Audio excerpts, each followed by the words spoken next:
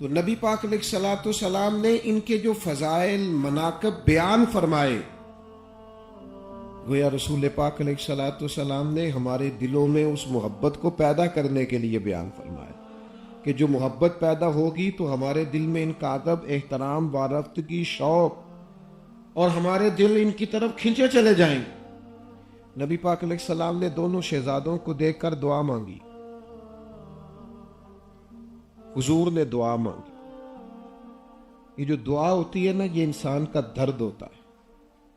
یہ دعا ہوتی ہے، یہ خواہشات کا پورا ایک سمندر ہوتا ہے۔ جب انسان اپنا رجوع اپنے رب کی جانب کر لیتا ہے اور اس کے اندر کوئی بات کرتا ہے تو اس کی کیفیات لفظ بن کر سامنے آنے لگتی۔ نبی پاک علیہ السلام نے دعا مانگی، کہا اے اللہ میں ان دونوں سے محبت کرتا ہوں، تو بھی ان سے محبت فرما۔ اور پھر کریم فرمانے لگے، جو جو میرے ان دو نواسوں سے محبت کرے، اے اللہ تو ان سب سے بھی محبت فرما۔ ہمیں اپنے دل کو اچھی طرح ٹٹولنا چاہیے کہ امام حسین، امام حسن، حسنین کریمین کا کتنا پیار ہمارے دلوں میں چھلکتا ہے۔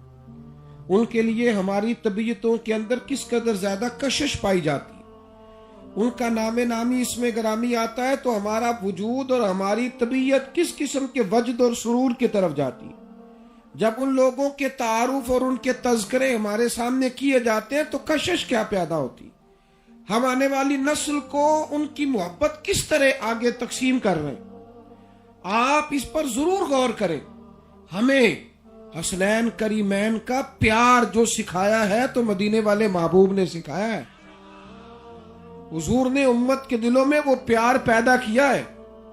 نبی پاک نے بار بار ان کے مناقب بیان کر کے، فضائل بیان کر کے، کمالات بیان کر کے ہمیں بتلایا ہے کہ ان لوگوں کی محبت تمہارے دلوں میں ہونی چاہیے، روحوں میں ہونی چاہیے۔ آج قوم انتشار و افتراق کا شکار ہے، بحث کا دروازہ ہر جانب کھلا ہوا ہے۔ وہ شخصیات جن کا فقط پیار ہی پیار ہونا چاہیے تھا، ادب ہی ادب ہونا چاہیے تھا، احترام ہی احترام ہونا چاہیے تھا، جن سے صرف فیض ہی فیض لینا چاہیے تھا، ان پر تو ہم ویسے کر رہے ہیں۔ جن سے فقط ہمیں کشکول بنا کے لینا چاہیے تھا اور جن کی وجہ سے ہمارے صبح و شام سنورتے، ہمارے گھر سنورتے، ہماری اولادیں سنورتی، آنے والی نسلیں سنورتی، جن سے ہمیں لینا تھا، فیض پانا تھا، جن کی محبت ہمارے دل اور روح کو تازہ کرتی، ان کو تو ہم نے اپنی بحث کا عنوان بنایا ہوا۔ تو میرے عزیز، میں آپ سے گزارش کروں گا، چلیں کوئی کہیں علمی بات ہوگی تو کوئی عالم کرے گا بھی، لیکن ہم جو عوام ہیں ہم نے صرف پیار ہی کرنا۔ اور ایک اور بات عرض کروں، دنیا میں وہ شخص بڑا خوش قسمت ہوتا ہے جسے یہ پتہ چل جائے نا کہ اس کا محبوب کس بات میں راضی ہے۔ بڑا خوش بخت آدمی جسے یہ پتہ چل جائے نا کہ فلاں راضی ہو جائے تو پھر میرا حبیب بھی راضی ہے مجھ سے، جس کو یہ سراغ مل جائے، جسے یہ سراغ مل جائے، جسے یہ رستہ مل جائے، جسے وہ شخصیت مل جائے، جسے پتہ چل جائے کہ اس رستے سے گزر کے میں رضا پا لوں گا، تو پھر تو لوگ ٹوٹ پڑتے ہیں نا اس راہ کی طرف، بھاگ نکلتے۔ وہ سمجھتے ہیں اب تو میرے لیے کشادہ ہو گئی راہیں، تو کشادہ ہو گیا نا رستہ۔ نبی پاک علیہ السلام نے فرما دیا نا، جس نے حسنین سے پیار کیا، اس نے مجھ سے محبت کی، تو رستہ تو کشادہ ہو گیا۔ کیا بات رضا اس چمنستان نے کرم کی کہ زہرا ہے کلی جس میں حسن اور حسین پھول، اپنی پوری محبت، پوری وارفتگی، پورا ذوق، پورا درد اور آپ کی کیفیات ہوں آپ کے اندر۔ وہ ہمارے ہاں لوگ داد لینے کے لیے اور داد دینے کے لیے بھی کئی دفعہ ماحول بناتے ہیں۔ چلے ایک بات بڑھا کے کر دیتا ہوں، داد لینے کے لیے بھی اور کئی دفعہ امداد لینے کے لیے بھی۔ داد اور امداد کے لیے بھی کئی دفعہ لوگ باتیں بڑھاتے ہیں اور معاملات کو آگے لے کے چلتے ہیں۔ ان پاکیزہ ہستیوں کے ذکر داد امداد کے لیے نہ کرو، اللہ رسول کی رضا کے لیے کرو، ان کی بارگاہوں تک رسائی کے لیے کرو، محبت کے لیے کرو، ذوق کے لیے کرو۔ میں آپ سے عرض کروں، خوب ذوق سے، خوب شوق سے اور جس طرح انسان کسی کا تذکرہ کرتا ہے تو اس کی کیفیت ہی نہیں بدل جاتی، اس کا انداز بدل جاتا ہے، اس کے جملے خود بخود حسین ہو جاتے ہیں، اس کی آنکھیں خود بخود شرم سے جھک جاتی ہیں، اس کا لہجہ دھل جاتا ہے، اس کے جملے باوضو لگتے ہیں۔ میرے محبوب کی اولاد پاک کا ذکر کرو تو ذرا دھلے ہوئے انداز میں، وہ ذکر پاک کرو تو تمہارے انداز میں، تمہارے لہجے میں خاص خوشبو ہو، خاص قسم کا ذوق ہو۔ میں کہتا ہوں صرف تمہارا انداز ستھرا نہ ہو بلکہ باوضو ہو، تمہاری کیفیات اور قسم کی ہو۔ یہ وہ پاکیزہ لوگ ہیں کہ جن کے تذکرے ماحول کو پاک کر دیتے ہیں، جن کی باتیں خوشبو بکھیرتی ہے۔ اگر ہمارے گھروں میں حضور کی اولاد پاک کا ذکر ہوگا تو اللہ ہماری اولادوں پر رحم فرمائے گا۔ ہمارے گھروں میں اگر حضور کے محبوب پاک علیہ السلام کی اولاد پاک کا ذکر ہوگا تو ہمارے بچوں کو اللہ تبارک و تعالی ہدایت کا نور عطا فرمائے، یہ روشن ہو جائیں گی چیزیں۔ تو حسنین کریمین کا پیار، سب سے پہلے تو ان کے فضائل دیکھیں، مناقب دیکھیں، شان دیکھیں، پھر دوسری بات یہ دیکھیں انہوں نے تربیت کہاں پائی۔ جو کسی بڑے استاد کے پاس بیٹھا ہوتا ہے نا، اس کی نسبت ہوتی ہے اور بتاتا میں فلاں شیخ کے پاس بیٹھتا تھا، فلاں آدمی کے ساتھ میرا تعلق رہا ہے، فلاں جگہ میری نسبت ہے۔ ہمارے علماء میں اجازت حدیث کا سلسلہ چلتا ہے، لوگ جسے دیکھتے ہیں نا بڑا شیخ ہے، کہتے ہیں یار ایک حدیث پڑھا دو، میری ذرا نسبت قائم ہو جائے، آپ میرے اساتذہ میں آ جائیں، میرے مشائخ میں آ جائیں۔ وہ لوگ کہتے ہیں یار فلاں کے ساتھ تھوڑا سا ٹائم میں نے بھی گزارا ہے، مجھے بھی ذرا موقع ملا ہے۔ لوگ اسے سعادت سمجھتے ہیں اور سمجھنا بھی چاہیے۔ تصور کر سکتے ہو اس شخص کی عظمت کا جو میرے محبوب کی کبھی گود میں کھیلے، کبھی کندھوں پہ کھیلے، کبھی حضور سجدے میں ہو تو وہ حضور کے مقدس کمر مبارک پہ سوار ہو جائے۔ آپ ان لوگوں کی عظمت کا شمار کر سکتے ہو کہ وہ آ رہے ہو تو محبوب گھٹنوں کے بال کبھی زمین پر تشریف فرماؤ تو دونوں بازو کھول کے سینے سے لگا لے۔ آپ ان لوگوں کی عظمتوں کا اندازہ کر سکتے ہو کہ امام حسین گھر میں رو رہے ہیں تو نبی کریم گزرے تو دروازے پہ دستک دے کے کہا فاطمہ کیوں رو رہا ہے شہزادہ؟ یا رسول اللہ میں تھوڑی سی بات ہو گئی تھی۔ فرمایا فاطمہ اسے نہ رونے دیا کر، یہ بچے روتے ہیں تو میرے دل کو تکلیف ہوتی، انہیں رونے نہ دیا کرے، یہ تکلیف ہوتی۔ نبی پاک علیہ السلام کا جن کے ساتھ یہ انداز ہو، جو کھانے کھائے تو حضور کے ساتھ، وقت گزارے تو کریم کے ساتھ، رات کو سوئیں تو محبوب کے پہلو میں، جن لوگوں کا یہ مقام ہو اور پھر انہیں گود میسر آئی تو مولا علی شیر خدا کی، پھر انہوں نے نمازیں پڑھی تو ابو بکر صدیق کے پیچھے، پھر ان کی گفتگو رہی تو سیدنا فاروق اعظم کے ساتھ، پھر انہوں نے وقت گزارا تو حضرت عثمان غنی کے ساتھ، اتنے بڑے لوگوں کا آپس میں اٹھنا بیٹھنا رہا۔ آپ ان کی عظمت اور پھر ان کی شخصیت کے اندر پورا اثر تھا۔ ہم اپنے بچوں کو اس ترتیب سے سکھا سمجھا نہیں پاتے جو ان کا حق ہوتا ہے۔ بچوں کا سب سے بڑا حق یہ ہے کہ ان کی تعلیم و تربیت کا بندوبست کیجیے، کھانا پینا رہنا یہ بات کی باتیں۔ جن لوگوں کی اخلاقی تربیت ٹھیک نہیں نہ ہوتی، ان کے پاس سارا کچھ بھی ہو تو پھر بھی وہ لوگ قرار اور سکون میں نہیں ہوتے۔ نبی پاک علیہ الصلوۃ والسلام نے فرمایا کسی باپ کے لیے سب سے بہترین تحفہ جو اس نے اپنی اولاد کو دیا ہے وہ اچھا ادب ہے جو اس نے اپنے بچوں کو سکھا دیا۔ اگر وہ اچھا ادب سکھانے میں کامیاب ہو گیا تو بہترین تحفہ لایا ہے اپنی اولاد کے۔ تو مشکل ہوتا ہے، کیوں مشکل ہوتا ہے؟ آپ نے غور کرنا ہے میری بات پر۔ ہم اپنی اولادوں کی اس ترتیب سے تربیت نہیں کر پاتے جو ان کا حق ہے، جو انہیں ملنا چاہیے۔ کیوں نہیں کر پاتے؟ اس لیے نہیں کر پاتے کہ ہمارے بچے ہمارے لفظوں سے زیادہ ہمارے عمل سے سیکھتے ہیں۔ ہم اپنے کردار و عمل میں وہ تبدیلی نہیں لا پاتے جس کی ہمارے بچوں کو ضرورت ہوتی ہے۔ وہ ہمیں پوری طرح سچ بولتا نہیں دیکھتے، پوری طرح رزق حلال کی طرف ہماری توجہ نہیں دیکھتے، وہ ہمیں وعدوں کا پابند نہیں دیکھتے، نمازوں کا پابند نہیں دیکھتے، ہمارے اخلاقی رویوں کو ٹھیک نہیں دیکھتے، کبھی باپ ماں کے ساتھ، کبھی ماں باپ کے ساتھ، وہ ان لفظوں، ان جملوں، ان چیزوں کو نوٹ کرتے ہیں۔ انہوں نے جہاں سے اخلاقیات سیکھنے تھے، کردار سیکھنا تھا، جہاں سے انہوں نے فیض پانا تھا، انہیں وہاں سے مکمل چیز میسر نہیں آتی، لہذا بچوں کی وہ خاص اخلاقی تربیت نہیں ہو پاتی۔ حسنین کریمین کا کمال یہ ہے کہ انہوں نے اخلاق مدینے والے محبوب سے سیکھا ہے۔ ان کو اعزاز یہ نصیب ہوا ہے کہ انہوں نے شجاعت مولا علی شیر خدا سے سیکھی ہے۔ ان کو شان یہ ملی ہے کہ انہوں نے صبر کرنا، تھوڑے پہ گزارا کرنا، سادہ طرز زندگی رکھنا، مشقت سے وقت گزارنا، اور اپنے آپ کو مسلح دعا سے جوڑ کے رکھنا، یہ سیدہ فاطمہ زہرا سے سیکھا ہے رضی اللہ تعالیٰ۔ ان کے گھر کے اندر انہیں یہ جو خاص نعمتیں میسر آئیں، یہ جو خاص انہیں اعزاز میسر آیا، اس نے انہیں بلند کردار، بلند عظمت، بلند رتبہ، بلند شان و شوکت والا بنا دیا۔ پھر ان کی اپنی طبیعتیں مائل ہو گئیں۔ حضرت سیدنا امام حسن اور امام حسین کثرت سے عبادت کرنے والے، کثرت سے نفلی روزے رکھنے والے، کثرت کے ساتھ صوم و صلات کی پابندی کرنے والے، 25 حج پیدل دونوں بھائیوں نے مدینہ سے مکہ مکرمہ حاضر ہو کے جی۔ ان کو بتا دیا گیا تھا کہ آپ جنتی جوانوں کے سردار ہیں، بلکہ ایک حدیث میں تو بڑے انوکھے لفظ ہیں، حضور علیہ السلام نے فرمایا جو جنتی جوانوں کا سردار دیکھنا چاہے نا،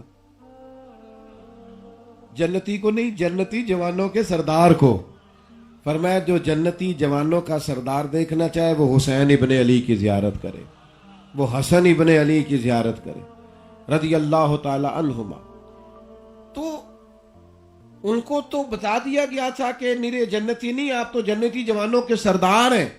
اس کے باوجود 25 حج کیے انہوں نے پیدل، کثرت سے نوافل پڑھے، کثرت سے آج بہت سارے لوگ ہیں جن جو کہتے ہیں میری نسبت بڑی تگڑی ہے، بڑی تگڑی نسبت ہے، لیکن عمل کی باری آتی ہے تو زیرو نظر آتے ہیں، نماز کے ٹائم چھپتے پھرتے، اخلاقی رویہ نہایت کمزور ہے۔ اگر آپ کی نسبت مضبوط ہو تو آپ کو تو ذمہ دار زیادہ ہونا چاہیے، آپ کو تو اس کا ہی خیال رکھنا چاہیے تھا جس کے ساتھ آپ کی نسبت ہے، اس تعلق کا ہی آپ کو خیال رکھنا چاہیے تھا جہاں آپ اپنے آپ کو منسوب کر رہے ہیں۔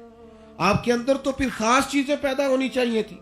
تو حسنین کریمین کے کردار کے اندر وہ خاص بات، ایک بات بہت زیادہ ہے اس گھر کے اندر، بہت زیادہ، وہ پتہ کیا ہے؟ وہ سخاوت ہے۔ ویسے بھی جو اللہ کا ولی ہوتا ہے وہ سخی ہوتا ہے، سخی نہ ہو تو پھر ولی بھی نہیں ہوتا۔ ولی اور سخی لازم و ملزوم ہے، مزاج میں سخاوت، لہجے میں سخاوت، ادا میں سخاوت، یہ سخی ہوتے ہیں، ان کا مزاج ہوتا ہے لٹانا، دینا، عطا کرنا۔ امام حسین رضی اللہ تعالیٰ عنہ دروازے پہ دستک ہوئی تو خادم سے کہا یا اپنے صاحبزادے سے کہا کہ دیکھو کون ہے دروازے پہ، عرض گزار ہوئے حضور ایک سائل ہے۔ تو امام صاحب جلدی سے اٹھے، 200 دینار گھر پڑے تھے، سارے سائل کو دے کے فرمانے لگے پتہ نہیں تھا آپ نے آنا ہے، ورنہ کو بندوبست کر کے رکھتے، آپ تشریف بھی لائے، تکلیف بھی ہوئی، لیکن میرے پاس صرف اتنا ہی تھا۔ مجھے اب سمجھ آیا اس شعر کا مطلب، خود بھیک دیں خود ہی کہیں منگتے کا بھلا۔ یہ انداز عطا کرنے کا یہاں لوگ دیتے ہیں نا، آپ ایسے ساری زندگی تعلقات رکھیں، کوئی مسئلہ نہیں، ساری زندگی آنا جانا رکھیں، آپ کو کسی سے ضرورت پڑ جائے نا، آپ پورا نام نہیں لیتے ابھی کہ مجھے کچھ چاہیے، پورا آپ نام نہیں لیتے، چہرے بدلنے شروع ہو جاتے، اسی وقت ہی ماحول خراب، ساری باتیں کرو۔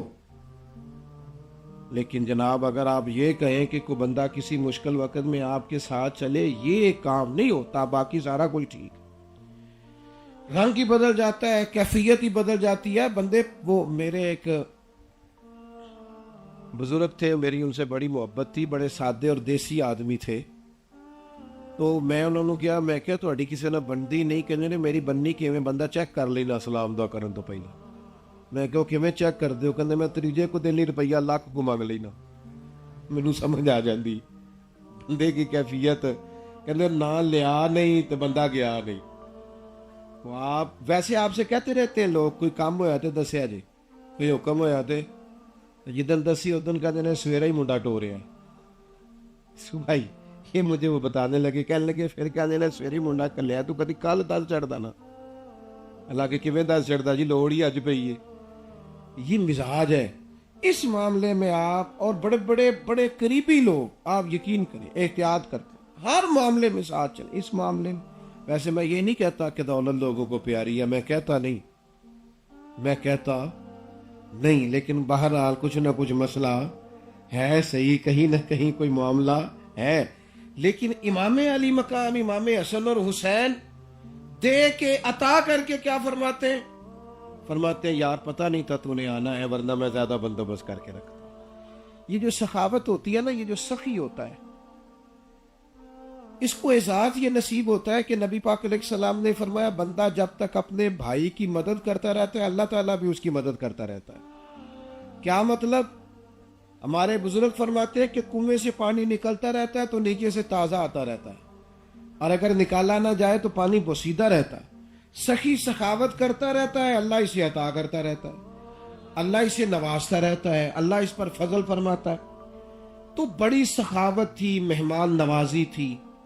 اور پھر چند ایک باتیں اور آپ کی خدمت میں عرض کرنی ہے امام علی مقام سے, چونکہ آج ہم نے پیغام لے کے جانا ہے, سبق لے کے جانا ہے. قرآن مجید ارشاد فرماتا ہے کہ ان الذین قالوا ربنا اللہ ثم استقاموا فلا خوف علیہم ولا هم یحزنون.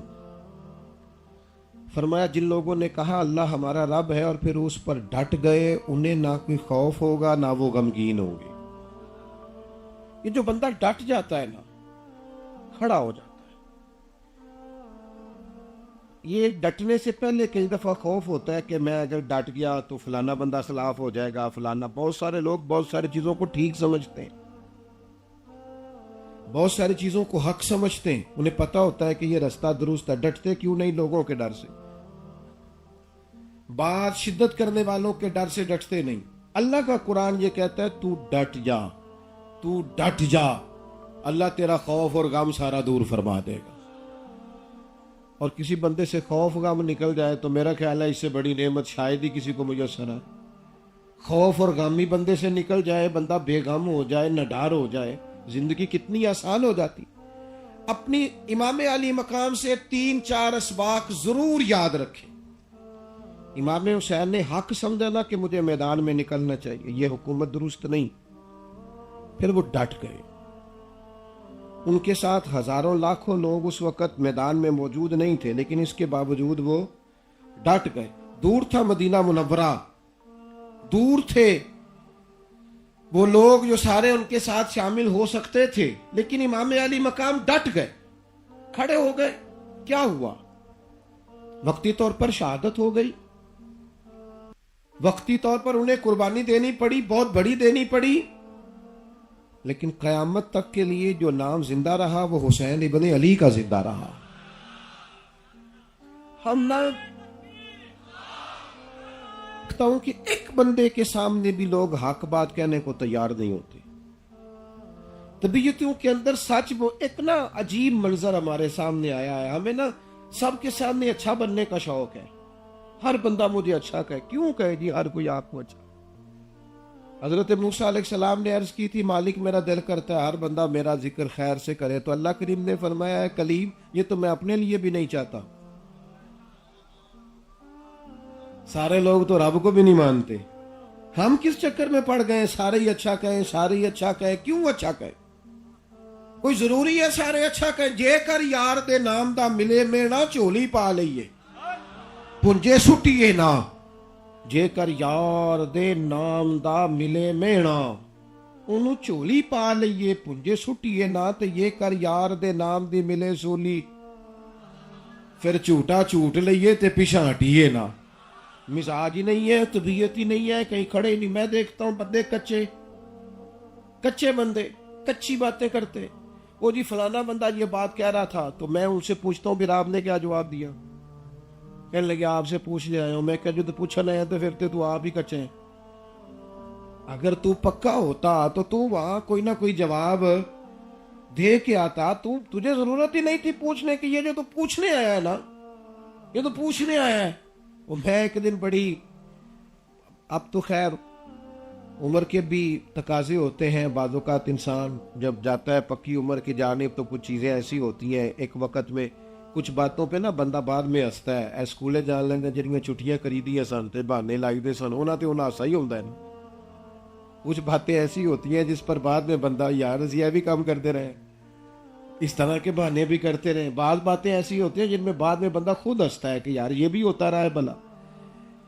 کچھ باتیں ایسی ہیں جن پر صرف ڈٹنا چاہیے, اس پر وضاحت لینا, ادھر ادھر جانا, کچی پکی بات کرنا, اس کا کوئی معنی نہیں. اپنی زندگی کے اندر استقامت پیدا کریں, کھڑا ہو. ایک شخص نے نبی پاک علیہ السلام کی بارگاہ میں عرض کیا تھا, یا رسول اللہ صلی اللہ تعالی علیہ وسلم مجھے ایک بات بتا دے, ایک, میں اس پر عمل کروں, زیادہ نہیں مجھے یاد رہ سکتی, حضور ایک بتا دیں. تو حضور نے فرمایا کہ میرا رب اللہ ہے, پھر اس پہ ڈٹ جا. ڈٹ جائیں زندگی کے اندر. یہ امام حسین کی زندگی کا پہلا سبق ہے. اور جسے کھڑا ہی نہیں ہونا آتا, 10 دن نہیں کھڑا رہ سکتا, چند سال نہیں کھڑا رہ سکتا, تو تیری طبیعت ہی نہیں ہے. او جی میں اس کی بھی سن لی تھی تو وہ یہ کہہ رہا تھا, میں نے اس کی سن لی. ہو یار ٹھہر تو صحیح, تو گھوم رہا ہے. گھومنے سے بھی کبھی نظام چلا ہے. اپنی زندگی کے اندر استقامت, مزاج کے اندر صداقت, طبیعتوں کے اندر ٹھہراؤ. آپ کو کھڑا ہونا ہے, آپ کا مزاج ہو. آپ یہ ہمارے نوجوان کیوں نہیں کامیاب ہوتے کسی فیلڈ میں؟ 6 مہینے ایک کام کیتا, او اے نہیں چلتا, وہ نواں کر لو. پھر وہ نہیں کیا, یہ بھی نہیں چلتا, اب دوسرا کر لو. ساری زندگی کے کھڑے نہیں ہوتے, کوئی استقامت ہی نہیں ہے. جو کھڑا رہتا نا, کھڑا رہتا ہے درخت. وہ کسی نے کہا تھا کہ ہم درختوں کو کہاں آتا ہے ہجرت کرنا, تم پرندے ہو شجر چھوڑ کے جا سکتے ہو. درخت کھڑا رہتا ہے, خزاں بھی آتی ہے, پتے بھی جھڑتے ہیں, پھل بھی ٹوٹتا ہے, طوفان بھی آتے ہیں, پر وہ کھڑا رہتا ہے. اسے پتا ہوتا ہے طوفان سدا نہیں رہتے, آئے گا بھی اور جائے گا بھی, بہار بہرحال میری ہی میری ہے. پتا ہوتا ہے کہ بہار آئے گی, پھل پھول لگیں گے. مٹ گیا یزید, مٹ گئے ابن زیاد, مٹ گیا ابن سعد, مٹ گئے سارے لوگ. جو رہا تو نام حسین کا, جس سے زندہ رکھتی ہے کربلا. اپنی زندگی میں استقامت پیدا کریں. اور دوسرا سبق امام حسین رضی اللہ تعالیٰ عنہ کا یہ یاد رکھیں, بلیک میل نہیں ہونا کبھی بھی. اگر آپ سچے تو بلیک میل نہیں ہونا. نہ آپ کی کوئی عزت چھین سکتا ہے, نہ آپ کے حصے کا رزق کہیں اور جا سکتا ہے. ہاں جی, ایڈ بابے تو انہوں کہنے نا, تینوں تیرا کسی نے بننے ہیں, انہوں آ بڑا چلنا ہے, اللہ کر لیا تو بج کے میں گیا ہے نا جی. وہ سنگی آگے مجھ سے بھی کہتا ہے, مینوں کسی کیا بندش ہوئی ہے. میں کہ کمال کر لینا, یعنی اللہ ٹوریا سی اگو کسی بن چھڑیا. کیسی عجیب منطق ہے, فلسفہ یہ نوکھا ہے. باندھ سکتا ہے کوئی جب اللہ تعالیٰ عطا کرے تو. چکر بنایا ہوا ہے نا جی. بابے اور بھی تو بیچارے نے کوئی کہانی سنانی ہے نا, پھر تبھی تو بات چلے گی. ان چکروں سے باہر آئے. نہ آپ کی عزت کو کوئی کچھ کر سکتا ہے اگر اللہ محافظ ہے تو, نہ آپ کے حصے کا رزق کہیں اور جا سکتا ہے اگر رب کریم عطا فرمانے والا ہے. نہ آپ کی عمر ایک دن بھی بڑھ سکتی ہے, اتنی ہے جتنی رب کریم نے لکھ دی ہے. اس سے زیادہ پریشانی والی کیا بات, الجھنا کیا ہے. وہ بلیک میل ہوتے ہیں لوگ, پریشان ہوتے ہیں, وہ جی کیا کریں جی. اور پھر سب سے بڑی بلیک میلنگ یہ ہے, میرے بچے, میرے بچوں کا مسئلہ ہے. کبھی بھی بچوں کا نام لے کے بھی رزق حرام نہ کمانا. بڑی بھی تکلیف آ جائے تو بچوں کی وجہ سے بھی رب رسول کے نافرمان نہ بننا, کبھی بھی نہ بننا. اس لیے کہ جب محافظ اللہ رسول ہے, کبھی کسی موقع پر اس مسئلے میں بھی کسی فتنے آزمائش کا شکار نہ ہونا. دنیا میں کائنات میں اس سے زیادہ شانوں والے بچے کسی کے نہیں ہوں گے جو بچے امام حسین کے شان والے تھے. کسی کا اس طرح کا شہزادہ ہو سکتا ہے جس طرح کے امام علی اکبر تھے, حضرت علی اصغر تھے, حضرت قاسم بن حسن تھے. اس طرح کے بھی بچے ہو سکتے. تیری نسل پاک میں ہے بچہ بچہ نور کا, تو ہے عین نور تیرا سب گھرانہ. اس طرح کے بھی بچے کسی کے ہو سکتے ہیں جس طرح کے وہ تھے. انہیں پلٹ کے بچے پیچھے نظر آ رہے تھے نا, انہیں پتا تھا نا میرے بعد کیا بنے گا, لیکن انہوں نے کہا نہیں, حق حق ہے. اس معاملے میں بھی کمزور پڑنا اس سے باہر آ. تیسری بات, امام حسین سے ایک بات سیکھ لو اپنی زندگی میں, سیکھ لو, جان بچانے کے لیے, اپنی فکر کرنے کے لیے بھی اگر ہم کمزوری دکھائیں گے نا, ظالم مضبوط ہو جائے گا.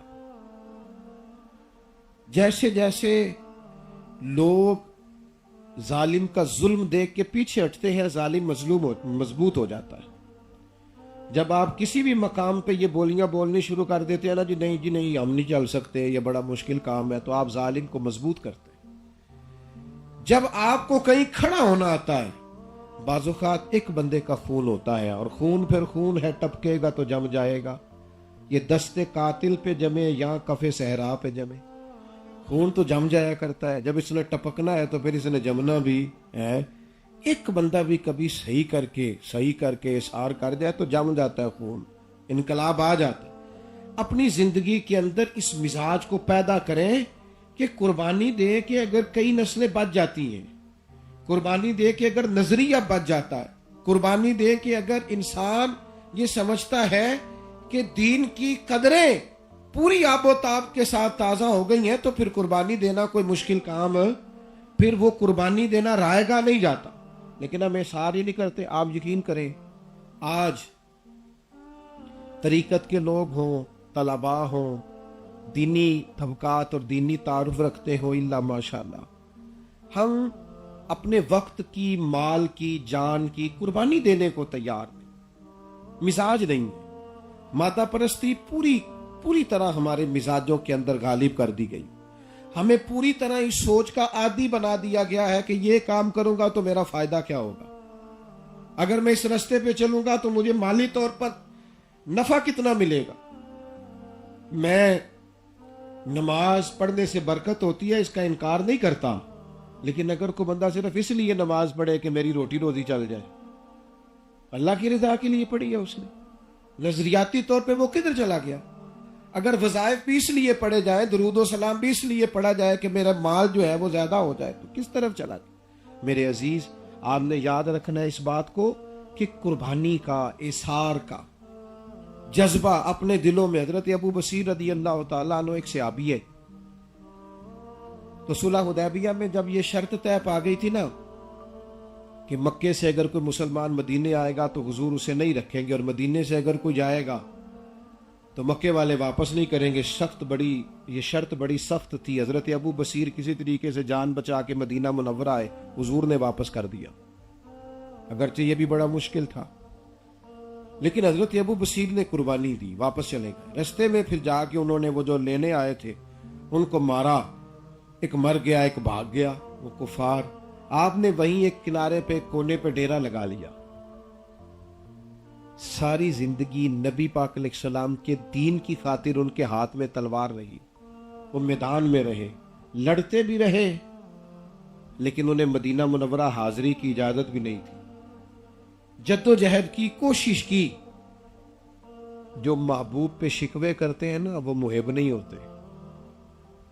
جو محبوب پہ شکوہ کرتا ہے وہ محب, وہ محب. ہاں, محبوباں تے نکتہ چینی کرم تو جڑا باز نہیں آمدا, اصل منافق جانو اس نو جھوٹا پیار جتاوندا. سانو تے دسیا عشق دے مفتی جڑا مڑ مڑ کے فرماوندا, آزم جتھے دل لگ جاوے, آزم جتھے دل لگ جاوے, شرطے وے نہ پہلا لگ جاوے, آزم جتھے دل لگ جاوے اتھے عیب نظر نہیں آتا. یہ کیسے ہو سکتا ہے, تو شکوہ کر رہا. تو حضرت ابو بصیر رضی اللہ تعالیٰ انہوں نے عمر ساری گزار دی, اس مقام پہ قربانی دی.